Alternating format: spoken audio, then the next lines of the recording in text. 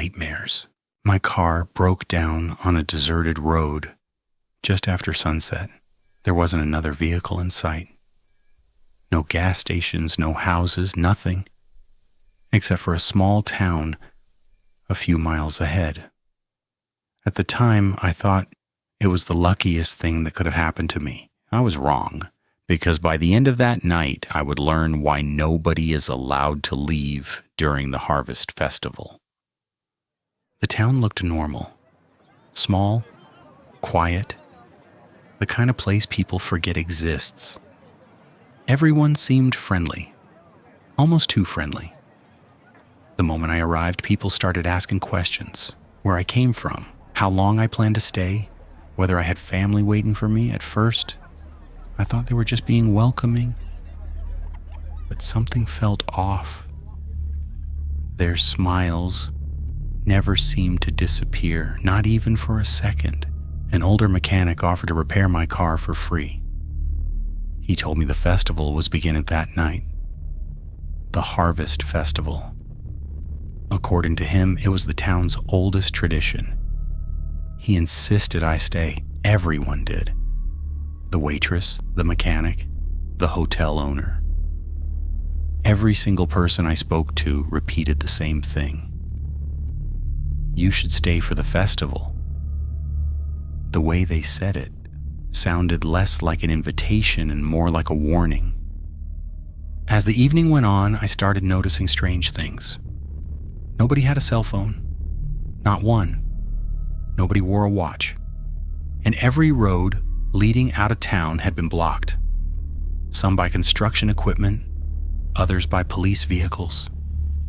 When I asked about it, nobody answered. They only smiled. That was the moment I realized something wasn't right. Just before sunset, a bell rang somewhere in the distance.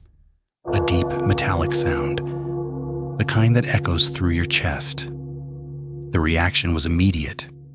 Every person in town stopped moving. Conversations ended instantly. People froze where they stood. Then they all turned toward the forest and stared. For exactly 1 minute, nobody spoke, nobody moved, nobody blinked. Then the minute ended, and everyone continued their day as if nothing had happened. When darkness fell, the festival began. Music filled the streets, children laughed, people danced around lanterns, tables overflowed with food. At first glance, it looked like the happiest town in the world. Then I noticed the photographs. Hundreds of them hanging above the crowd, swinging gently in the night breeze.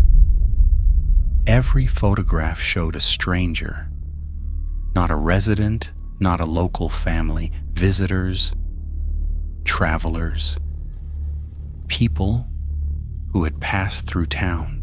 Some photographs were black and white. Others looked decades old. The newest seemed only weeks old. And every person in every photograph looked terrified. While I was staring at them, an elderly woman approached me. She glanced around nervously, then slipped a folded piece of paper into my hand. Without stopping, she continued walking, as if she had never spoken to me. When I opened the note, it contained only 3 instructions. When the second bell rings, do not be outside. When the third bell rings, do not look toward the forest. When the fourth bell rings, whatever calls your name, do not answer. That was all it said. No explanation, no signature, just those 3 warnings. A few minutes later, the first bell rang. Nothing happened. The festival continued. People laughed. Music played. Children ran through the square. Everything seemed normal. Then the second bell rang. Instantly, the celebration ended. People abandoned food, dropped drinks, stopped dancing. Within seconds, the streets were empty. Doors slammed shut all around me. The entire town disappeared indoors, leaving me completely alone. The silence that followed felt unnatural, like the whole town was holding its breath. Then the third bell rang. Against my better judgment, I looked toward the forest. Something was moving between the trees. Something enormous. Far taller than any person. Its shape didn't make sense. Every time I tried to focus on it, my vision blurred, as if my eyes refused to understand what they were seeing. Yet it was getting closer. Then came the fourth bell, and that's when the voices started. Sweetheart, open the door. Please. You don't understand what's happening. Dude, it's me. Open up. Everybody's freaking out here. Come on, man. I need your help. Please don't leave me out here. It's cold. Just open the door. You don't have to come outside. Just let us in.